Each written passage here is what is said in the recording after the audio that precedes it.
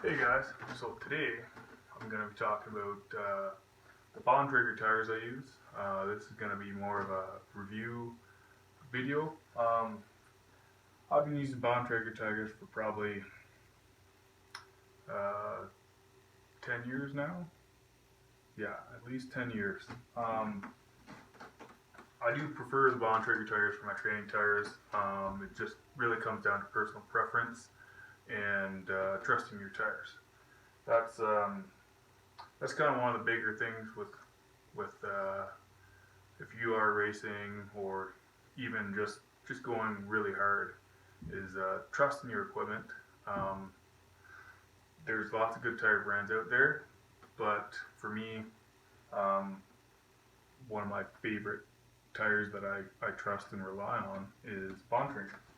So first tire I'm going to start with is the R2s. So the R2s are a good dry weather training tire. They actually last pretty long. I seem to get about 1,200 kilometers out of a rear tire, which is quite a bit. Sometimes more. I haven't lately kept track of them. Being a heavier guy, the back tire is where you notice it the most because that's where your force is. And recently I've switched to 25s over the 23s because that's what the general consensus is. The R2s are a nice supple tire, good handling, good wear, good durability. This is actually what they look like mounted. So this is on my front tire, and for 25 on a 23 mil rim. See if I can center that really well. You're just a little bit over. Some people like to use percentage, aerodynamic percentage for the best setup is 105% width of your rim. So if you're sticking out a little bit more. One of the other things I really like about these is over other brands is they have this wing on the bead.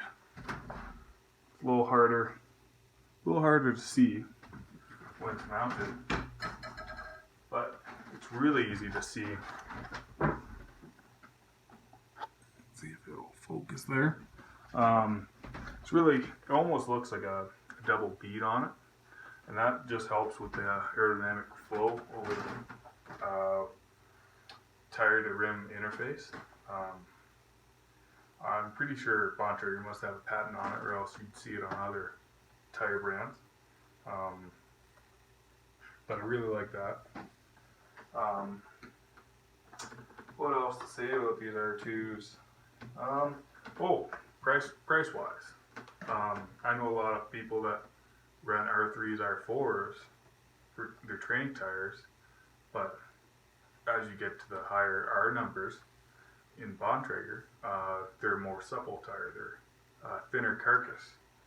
They don't tend to hold up as well, and they also cost more.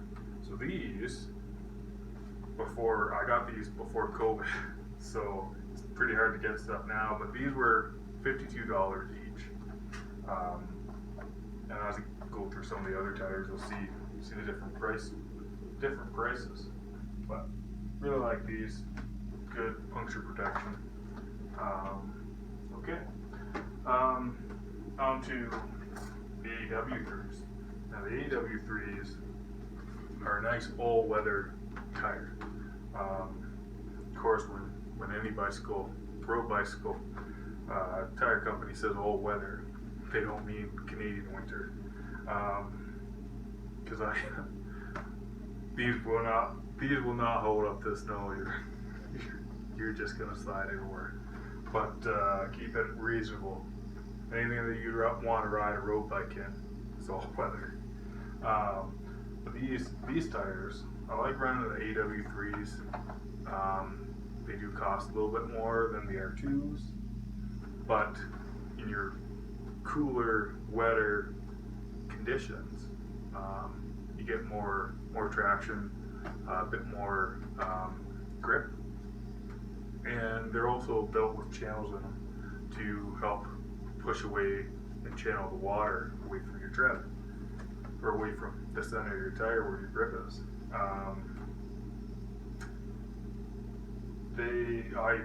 I started originally getting these in 25s just because if I'm riding over gravelly or sandy conditions, I want a little bit more tire. I've actually thought about getting the 28s, but in my training bike, I don't think the 28s will fit. I might give it a try in the future, but yeah, these tires are really well. They actually do hold up pretty well, but not as well as the R2s. The R2s definitely are nicer for your hot summer riding. The AW3s, yes, if it's pouring, if it's 10 degrees or less, I have these always mounted on a set of rims. As you can see here, they do balloon a little bit more. They're not as flush across the surface. Both these rims are 23 millimeter externally wide. These are velocity rims, and the A23s are actually pretty nice. They're pretty bulletproof rim. But yeah, they do wear out faster. I would say I probably get 1,000 kilometers on these AW3s for wear. And honestly, maybe I get a little bit more on the R2s. The R2s might be closer to 15. So they're nice. They do cut a lot easier because they are that supple rubber.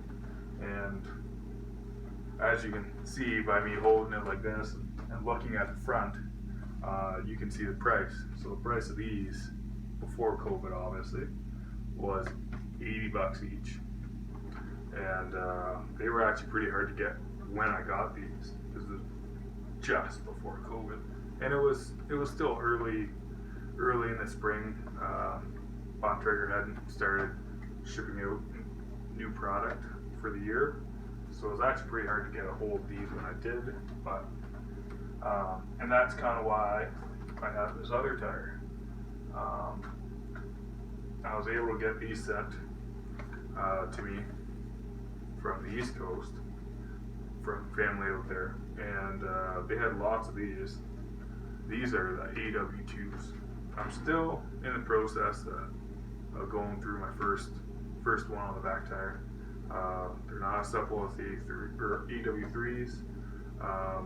They're still an all-weather tire, but yeah, the price point on these though is comparable to the R2s.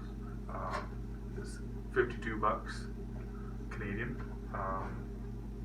They are also in the 25s, and I believe these are going to be similar to the R2s. They're going to be, yeah, not as supple as the AW3s. Maybe I wouldn't race with these, but these are definitely a good all-weather training tire. It's weird, they will get nicks in them easier being all weather tire, especially if you're running in the summer when it's not raining. But as it gets cooler, yes, your rubber's more supple and you can hold on to the road. But in the cooler weather, just that little bit of difference actually gives you better puncture protection on both the AW3s and the AW2s.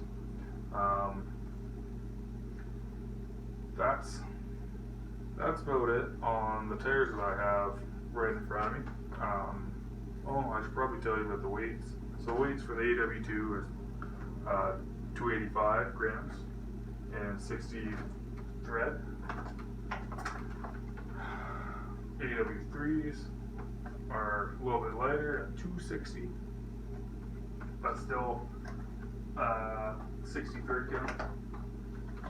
AW2, or sorry, the R2s are still lighter though at 245 at 60.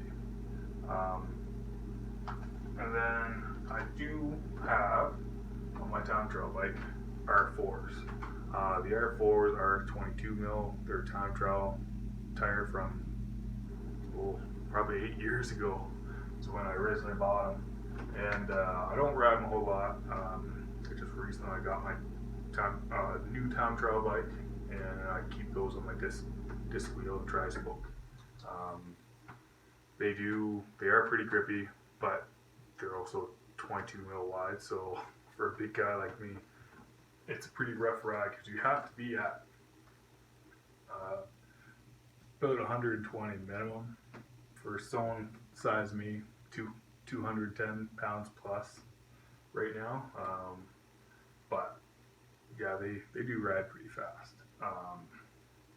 And with the older rims that they're on that are fairly narrow, they made up really well.